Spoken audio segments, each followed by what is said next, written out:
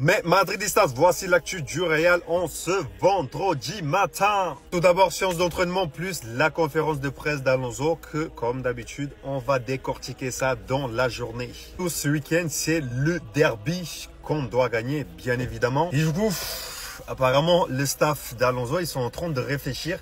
Est-ce qu'ils vont mettre Bellingham titulaire ou pas? Est-ce qu'ils peuvent prendre ce risque-là? Sachant qu'il revient de blessure après 2 mois, en plus d'une opération.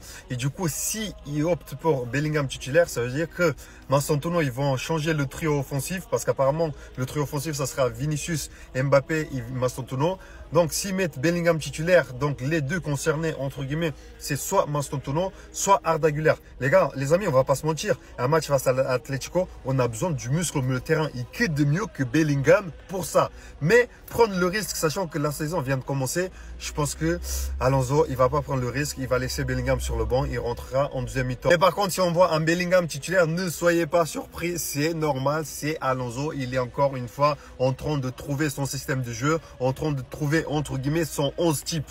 Parlons du match, voici l'arbitre, Roger Arberola. Je crois qu'il s'appelle comme ça. Comme vous savez tous, en ce moment, c'est la guerre avec les arbitres en Espagne. Du coup, Real TV, ils ont encore une fois sorti des vidéos. Apparemment, avec cet arbitre-là, on n'a gagné que 50% de nos matchs. Et en plus de ça, les 2 derniers matchs qu'il a arbitrés, défaites. Donc voilà, c'est pour ça qu'en ce moment, Real, niveau arbitrage, il lâche pas. Selon les informations que circulent, en tout cas, Rudiger, il va partir à la fin de la saison.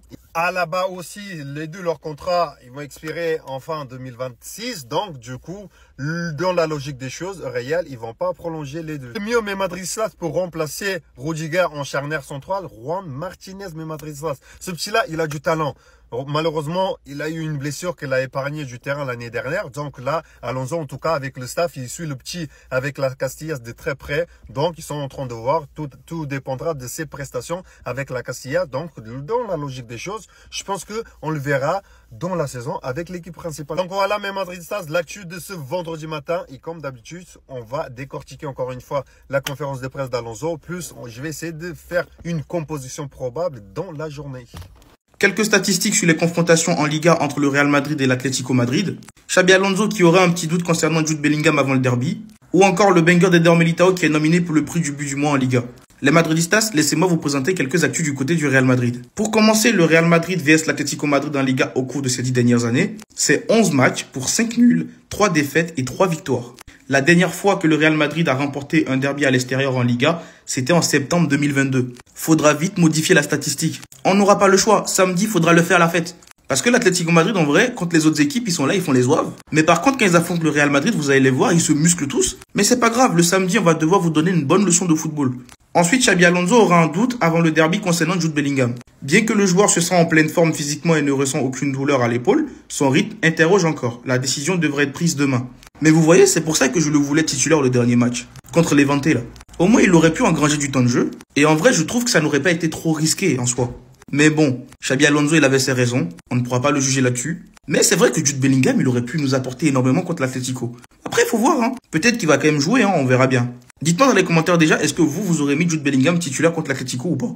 Et pour finir, le banger d'Eder Militao est nominé pour le prix du but du mois en Liga. Mais c'est totalement normal. Et j'espère qu'il va remporter le trophée. Parce que le banger qu'il nous a mis, c'est trop pépite. Mais sinon, bref, voilà. Je vous ai résumé un tout petit peu l'actu. Dites-moi ce que vous en pensez dans les commentaires. Et surtout, pour ne rien louper, vous savez ce qu'il vous reste à faire. Bellingham titulaire face à l'Atlético Madrid. Est-ce que c'est une bonne idée, les gars? En vrai, de vrai. Faut te calmer, faut te calmer. Oh, les gars, continuez à vous abonner. On est 76 000, les gars. Bientôt les 80K. Poussez le bail. Oh, aussi, il y a l'objectif réel, les gars. Notre objectif, c'est de faire notre première vidéo sur YouTube qui drop direct avec un joueur du Real. Donc on compte sur vous pour nous pousser, les gars. Est-ce que Bellingham titulaire face à l'Atlético Madrid, c'est une bonne idée? Les gars, en vrai de vrai, moi je pense pas. Depuis le début de saison, Valverde, Tchouaméni, Güler. Bellingham, 20 minutes dans les jambes à tout casser. Tu vas le mettre titulaire un gros match face à l'Atlético Madrid avec des milieux tels que peut-être Tchouaméni ou Güler. Bref, il y aura des automatismes, mais ça sera pas pareil. Après, on sait pas, on n'est pas à l'entraînement non plus. La compo face à l'Eventé, je pense que Bellingham aurait peut-être dû être titulaire ce match-là, peut-être pour jouer plus de temps, pouvoir prétendre à jouer face à l'Atlético. Mais le temps de jeu qu'il a joué face à c'était un petit 15 minutes. Moi, je pense que c'est pas assez pour le mettre titulaire d'emblée face à l'Atlético. L'Atlético est en galère, mais bref, vous connaissez, ils vont se transformer en Avengers face au Real. Je pense qu'il faut continuer la gestion de Bellingham et le faire rentrer dans le match. Parce que Valverde, Tchouaméni et Arda Güler, ça joue ensemble depuis le début de saison et même en Coupe du Monde. Je pense que dans un match comme face à l'Atlético, faut le faire rentrer peut-être assez tôt dans le match. Mais titulaire, dites-moi ce que vous en pensez. De le mettre titulaire lors d'un match, par exemple, face à Levante, je pense qu'il aurait pu mettre Bellingham titulaire. Mais là, c'était question de rythme aussi. Donc, dites-moi ce que vous en pensez dans les commentaires. C'est le duo madrilène, on donne la voix. Venez suivre. Xabi Alonso doit-il titulariser Jude Bellingham durant le derby madrilène face à l'Atlético? C'est la question qu'on se pose tous à 48 heures de la rencontre. Là, c'est le journal AS qui nous sort cette info. Le joueur se sent bien physiquement. Le manager décidera demain. Le joueur est un titulaire garanti pour Xabi, mais des questions subsistent sur son rythme. Pour rappel, Jude Bellingham n'a pas joué de match entier depuis le 9 juillet. Un certain match contre le Paris Saint-Germain où nous nous sommes inclinés 4-0. Depuis ça, il a été opéré de l'épaule. Il a seulement pu faire 2 apparitions, 2 minutes face à l'Espagnol Barcelone et 20 minutes cette semaine face à Levante. La question que je vous pose, c'est est-ce que Jude Bellingham doit être titulaire? Pour moi, il doit absolument l'être. Et pourtant, d'habitude, je suis vraiment mitigé sur le sujet, surtout quand la rencontre qui arrive est une rencontre importante, avec de l'enjeu, avec sûrement des fautes, avec un gros rythme, etc., etc. Mais là, le truc, c'est que la douleur, c'est une douleur à l'épaule. Ça ne l'a pas empêché de jouer pendant pas mal de temps sous blessure. Alors le fait qu'il soit revenu, qu'il ait quelques semaines d'entraînement dans les jambes, pour moi, il est totalement apte à jouer cette rencontre. Vous savez autant que moi que ça doit être déstabilisant pour une équipe en face de se dire « Merde, j'ai le retour de Jude Bellingham en face de moi ». C'est une réelle menace et même dans les têtes, ça pèse quand t'as Jude Bellingham sur le terrain. Donc dans les commentaires, j'aimerais bien que vous me disiez ce que vous en pensiez. Est-ce qu'il doit être titulaire ou non? Moi, mon choix est qu'il doit être titulaire. Suivi par le Real Madrid, William Saliba a accepté de continuer avec Arsenal. Il va prolonger un contrat de longue durée, ce qui met fin à toutes les rumeurs sur William Saliba au Real Madrid. Mais de l'autre côté, la prolongation du contrat d'Ibrahima Konaté à Liverpool semble difficile. Aucun accord n'a été trouvé entre les parties. Maintenant que le feuilleton William Saliba est terminé, on peut quand même espérer qu'Ibrahima Konaté va revenir en 2026. Jude Bellingham ne sent plus aucune douleur à l'épaule depuis son opération. Le club est ravi. Ça, c'est déjà un grand plaisir. Mais Xabi Alonso a un doute avant le début concernant Jude Bellingham. Bien que le joueur se sent en pleine forme physiquement et ne ressent aucune douleur à l'épaule, son rythme interroge encore. La décision devrait être prise demain. Pour moi, ça dépendra de ce qu'il démontre à l'entraînement. C'est là que le coach se fera une idée. Hendrik est le seul joueur du Real Madrid à ne pas encore avoir joué cette saison. Blessé, il s'entraîne dur et attend que Xabi Alonso lui accorde enfin du temps de jeu. Pour ceux qui ne savent pas, il est déjà de retour, juste qu'il n'a pas encore joué. Dean Huijsen, Alvaro Carreras et Franco Mastantuono ont dépassé les attentes du club et du staff technique. Les 3 joueurs s'imposent comme des titulaires au Real Madrid. C'est tout à fait normal. Tu as Dean Huijsen qui est très bon, Mastantuono qui se retrouve petit à petit et Carreras qui joue comme s'il était au Real Madrid depuis 5 ans. Et sur le côté droit, Brahim Diaz peut déjà oublier sa place parce qu'il y a Franco Mastantuono. Xabi Alonso devrait garder la même attaque contre l'Atlético de Madrid ce samedi avec Vinicius Junior, Kylian Mbappé et Franco Mastantuono. Et pour moi, il n'y a pas mieux à faire. Le missile que Militao a envoyé contre l'Espagnol de Barcelone est nominé pour le but du mois de septembre en Liga. Donnez-lui ce trophée vite, à 31 mètres des cages et la lume, qui mérite que lui. Si vous voulez aller regarder les buts des 2 autres et venez me dire en commentaire qui a marqué le plus beau but. La transfo physique de Bellingham, je suis trop choqué les gars, faut qu'on en parle. Les gars, je vous jure, je sais pas, il a quoi dans son pack, je sais pas s'il a volé le corps de son frère Job ou s'il a fait un pacte pour retrouver son corps d'antan, la fontaine de jouvence, les gars, je vous jure, c'est trop une dinguerie. Il y a 2 mois, il était tout balèze, les gars, c'était trop une dinguerie comment il était large. Il jouait avec son attel, on dirait il avait l'armure de Guts dans Berserk. Je vous jure, on dirait il avait le physique de Adama Traoré, c'est un truc de ouf. Les gars, je sais pas ce qui s'est passé, je sais pas si c'est sa go qui lui a aspiré toute son énergie, son régime alimentaire, mais il a fondu, c'est une dinguerie.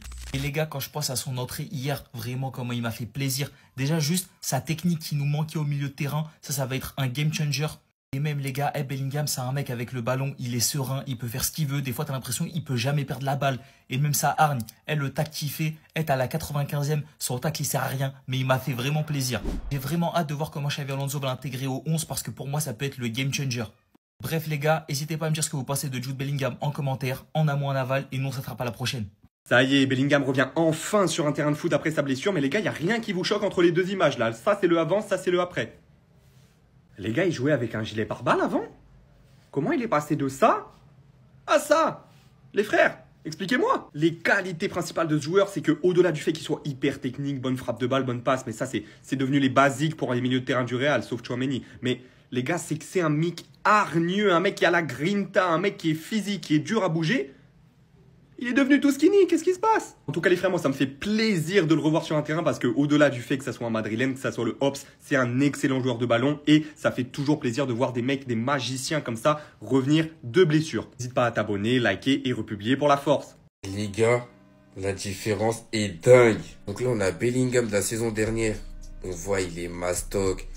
En plus de ça, pour rajouter encore, il avait son armure là pour protéger son épaule. Qui était endommagé. Et non, la Bellingham qui vient de faire son retour. La différence est colossale. Regardez comment il est fit. Regardez comment tu sens qu'il se sent bien. Et là, moi, directement, quand je vois ce Bellingham-là, sachant que moi, je suis un Bellinghamier, hein, franchement, c'est l'un de mes joueurs préférés de cette génération. Directement, moi, je pense même pas à cette version. Même si cette version était très forte, franchement, il fait une saison Ballon d'Or pour moi. Et ça, voilà, c'était une saison où il y avait des circonstances qui font que il était haut sur le terrain, etc. Et moi, je pense à ce Bellingham-là, en mode box-to-box, qui appuyait le milieu de terrain. C'était vraiment lui le patron, le boss du mitard. Et je pense vraiment que sous Xabi Alonso, on pourra voir ce Bellingham-là, mais une version améliorée. J'ai hâte. J'ai hâte, ça va être violent. Faut foudroyer l'Atlético de Madrid ce week-end.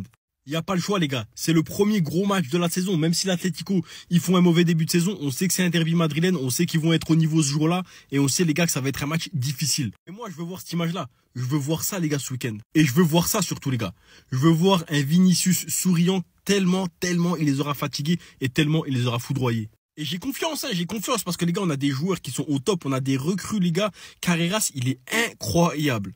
D'un autre côté, on a Mastantuono qui prend de plus en plus en confiance et ça fait vraiment plaisir d'avoir quelqu'un à droite qui dribble, qui percute et qui marque. Et bien sûr, les gars, on a Huysen. Même s'il est un petit peu moins bon à mon goût qu'au début de saison, il va retrouver son niveau. Et les gars, même au niveau actuel, il est vraiment fort. Ça fait plaisir. Donc les gars, c'est simple. Si à tous ces joueurs-là, tu rajoutes Carvajal, tu rajoutes Tchouaméni, tu rajoutes Bellingham, tu rajoutes Güler, Valverde, ça y est, t'as de quoi faire un 11 avec 2 ou 3 remplaçants de très haut niveau et tu peux faire quelque chose, les gars. On n'oublie pas Rodrigo, bien sûr, et tu peux faire quelque chose d'historique. Il faut tuer l'Atlético pour envoyer un message au monde, dire le Real Madrid est de retour. Et moi, je pense très sincèrement que cette saison, le Real Madrid, ils ont les armes offensives, défensives et au milieu de terrain pour pouvoir envoyer un gros score à l'Atlético Madrid. Et on sait qu'ils vont défendre en face. Mais si tu leur mets un but, ils vont être obligés de s'ouvrir. Et du moment où ils s'ouvrent, faut les tuer, faut les piquer, faut être chirurgical. Et je suis désolé, hein, mais dans la forme dans laquelle est Mbappé actuellement, s'il a quelques occasions contre l'Atlético de Madrid, il va les mettre au fond, il va les tuer. Et les gars, moi, ce que je veux, c'est vraiment les tuer chez eux. Mais Madrilène, croyez-moi, ce mec-là, on l'a pas acheté assez cher. Carreras est en train de faire passer son transfert à 50 millions. Pour une très bonne affaire, les gars. On a clairement fait un coup. Il domine dans toutes les stats défensives. Il impressionne en tant que latéral et en défense centrale aussi. Il a clairement gagné la confiance de Xabi Alonso. Mais pas que. Au Real Madrid, ils disent, on dirait que Carreras est ici depuis toujours. Ça se voit qu'il aime le Real Madrid, les gars. On va pas se mentir. Il y a pas si longtemps, il était au stade Di Stefano pour soutenir les petits jeunes. À Castilla, ça montre à quel point il est impliqué. Le Real Madrid, c'est comme sa deuxième maison. Et ce que j'aime chez lui, c'est qu'il a le sens du sacrifice. Je jouerai là où il faut pour le club de mes rêves. On a un vrai soldat dans nos rangs. À votre avis, pourquoi on le trouve aussi bon? Parce que sur le terrain, il n'a pas peur et il prend du plaisir quand il joue. En ce moment, il est tellement bon que l'entraîneur de l'Espagne envisage de l'appeler au prochain rassemblement. De la Fuente, toi, avec tes avant-bras, on dirait ceux de Stallone là. Comment ça met du respect sur nos joueurs? J'ai pas oublié ce que t'as fait à Asensio la saison dernière. Carrément, l'appelle pas. Laisse-le au Real Madrid, il est très bien là-bas. Guide madrilène, on vous donne la voix, venez sur les gars. Même égaler un record de la légende Sergio Ramos, il l'a fait, le meilleur latéral gauche d'Espagne, Alvaro Carreras. C'est choquant, c'est pas moi qui le dis, les faits et les stats sont là. Sur les 3 derniers matchs, écoutez bien, il n'a pas été dribblé une seule fois face à Levante, l'Espagnol et Marseille. Même en Ligue des Champions, c'est trop facile pour lui. Et c'est pas tout, il est en train de détruire des records en plus. Sur son dernier match, il a récupéré le ballon 16 fois et ça n'a plus été fait depuis Sergio Ramos en 2019 pour un défenseur du Real Madrid. C'est pas pour rien que c'est un titulaire indiscutable sous Xabi Alonso. Il a été mis au repos que 8 minutes. C'est bon pour vous? Et comme si ça suffisait pas, c'est le meilleur latéral du monde dans les 5 grands championnats. Il est premier en interception, en ballon touché, en passe courte, en passe dans le dernier tiers. Offensivement, c'est un monstre. On l'a vu que même défensivement, il est tellement solide, beaucoup trop fort. Il faut continuer d'en parler parce que c'est pas assez. On n'en fait pas assez avec nos joueurs. Mais ça change tellement des Fran Garcia et Ferland Mendy. Franchement, Mais quel poulet. Ferland Mendy défensivement, c'était incroyable. Mais lui, c'est offensivement et défensivement. C'est ce qu'il nous fallait. Pour cette adaptation de fou, Xabi Alonso, il n'y est pas pour rien.